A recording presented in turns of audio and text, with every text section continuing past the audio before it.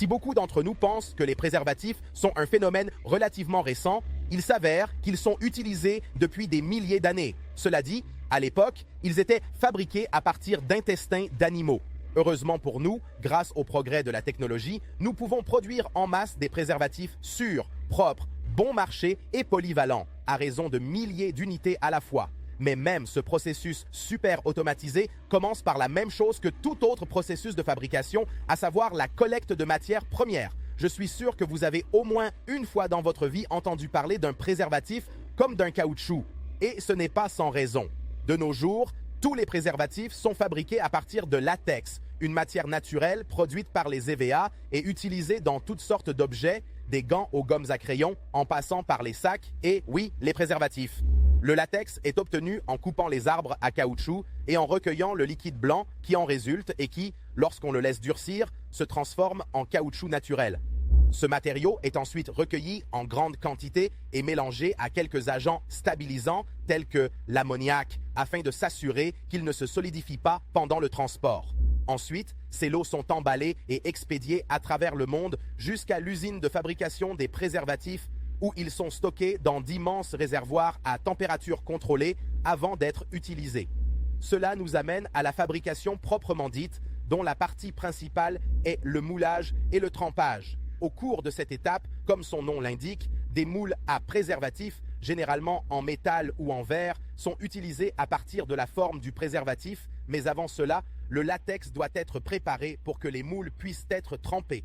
Pour ce faire, le latex est amené dans de longues et profondes cuves où il est d'abord chauffé, puis additionné de produits chimiques dans le cadre d'un processus connu sous le nom de pré-vulcanisation. Ce processus garantit que le latex est aussi solide, durable et prêt à adhérer que possible et élimine également tout potentiel allergique de la substance. Ces moules sont également préparés pour le processus par un lavage minutieux afin de s'assurer qu'aucune impureté n'interfère avec la fabrication du préservatif et de permettre à la surface d'être aussi glissante que possible pour faciliter le retrait du préservatif plus tard. Après avoir été nettoyés et séchés, ces moules sont amenés en file indienne sur un tapis contrôlé par ordinateur qui les plonge lentement et avec précaution dans la solution de latex afin de s'assurer qu'il n'y a pas d'éclaboussures inutiles ou de marques irrégulières. C'est également la raison pour laquelle les moules sont tournés tout au long du processus afin de garantir qu'une couche de latex lisse, brillante et uniforme adhère au moule. Enfin, après avoir été immergés pendant une durée prédéterminée, les moules sont retirés avec autant de soin qu'ils ont été introduits, afin de garantir une couche uniforme. Bien que cela permette de créer la forme initiale du préservatif, la couche ne dépasse pas l'épaisseur d'un cheveu. Après avoir laissé la première couche sécher à l'air libre, les moules sont à nouveau plongés dans le latex, de la même manière que précédemment, afin d'augmenter l'épaisseur et, par conséquent, la résistance du préservatif. Ce deuxième trempage marque la fin du processus de moulage et permet de passer à l'étape suivante, la vulcanisation. Si nous devions démouler les préservatifs maintenant, ils garderaient certes leur forme, mais ne seraient pas aussi solides ou élastiques qu'ils devraient l'être.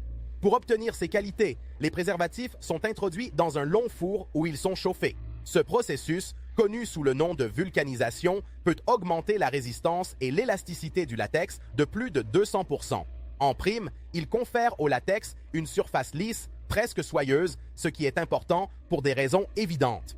Une fois ce processus terminé, les préservatifs encore chauds sont passés sur une brosse roulante qui enroule le bord supérieur du préservatif dans le rebord de la signature.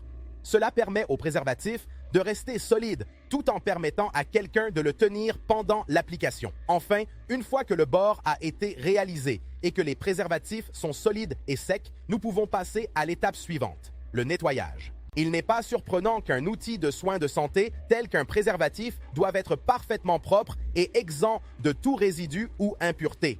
C'est pourquoi les préservatifs et les moules sont d'abord passés sous un jet d'eau très puissant.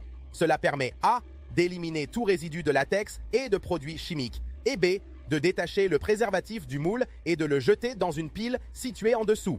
Les préservatifs sont ensuite placés dans une machine à laver qui nettoie les produits chimiques restants et stérilise leur surface afin qu'aucun germe ne pénètre dans l'emballage. Ensuite, les préservatifs sont à nouveau séchés et placés sur des supports où ils doivent mûrir pendant 2 jours avant de passer à la deuxième, dernière et plus importante étape, le test. Étant donné qu'un préservatif défectueux peut gâcher la vie de quelqu'un de manière considérable, l'accent est mis sur la sécurité et l'uniformité des préservatifs. Par conséquent, avant de quitter l'usine, tous les préservatifs doivent passer des tests de sécurité rigoureux, effectués par l'entreprise et la FDA.